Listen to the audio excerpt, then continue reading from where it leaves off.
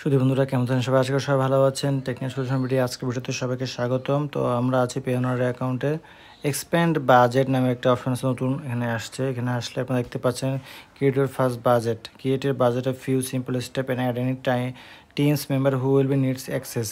তো এখানে আপনার কোনো টিম থাকে 10-15 জনের, টিমকে ইনভাইট করা যাবে। ইনভাইট করে তাকে একটা লিমিট দিবেন যে $100 সে মান্থলি খরচ করতে পারবে, সেই হিসাবে আপনি বাজেট সেট করে দিবেন।